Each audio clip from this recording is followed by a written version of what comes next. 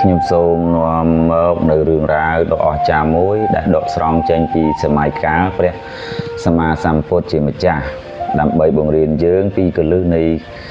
ទានក្នុងពុទ្ធសាសនាតើទានមានផលានិសង្ឃខ្លាំងដោយសារវត្ថុមានតម្លៃថ្លៃឬដោយសារចិត្តជ្រះថ្លាតើអ្នកក្រមានឱកាសបានបុណ្យធំជាងសេដ្ឋីដែរឬទេដំណើរថាមេសេដ្ឋីម្នាក់បានរៀបចំពិធីមហាទានថ្វាយចំពោះ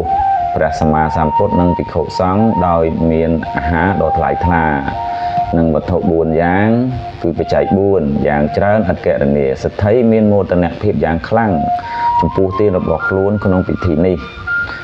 ក៏មានបរិសុទ្ធកំសត់ម្នាក់ដែលក្រីក្រដល់ថ្នាក់មានតែបាយក្រហមបាយកន្ទុកលាយទៅនឹងទឹកដោះអំបិលទឹកអំបិលសម្រាប់បរិភោគបរិសុទ្ធនោះ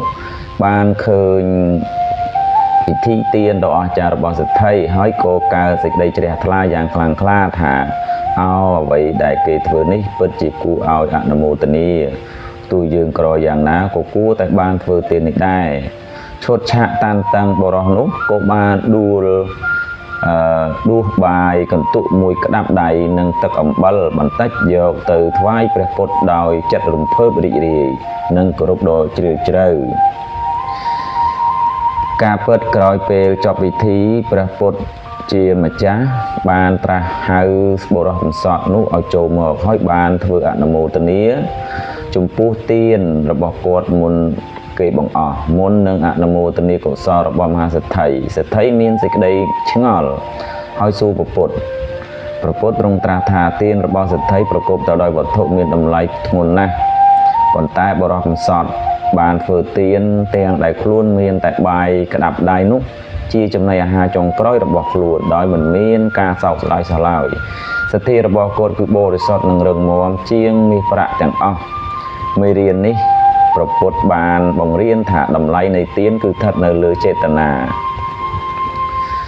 របស់អ្នកឲ្យទានដែលកើតចេញពីការលះបង់នៅវត្ថុដែលខ្លួនស្រឡាញ់ឬក៏មានតែមួយមុខគត់ដោយចិត្តជ្រះថ្លាគឺមានផលានិសង្ឃធំធេងជាងទានដែលឲ្យដោយមិនបានលះបង់អ្វីឡើយសន្និដ្ឋានថាចាប់ពីពេលនោះទៅកុំគិតថាទាល់តែមានច្រើនទើបធ្វើបុណ្យបានសូមប្រើចិត្តដែលជ្រះថ្លានិងសទ្ធាដ៏បរិសុទ្ធមកធ្វើទាននោះទានតូចតាចរបស់អ្នកនឹងក្លាយទៅជាបុណ្យដ៏ធំសូមជួយ like share និង subscribe ដើម្បីទទួលយកមេរៀនធម្មទានល្អៗបែបនេះទៀតសូមអនុមោទនា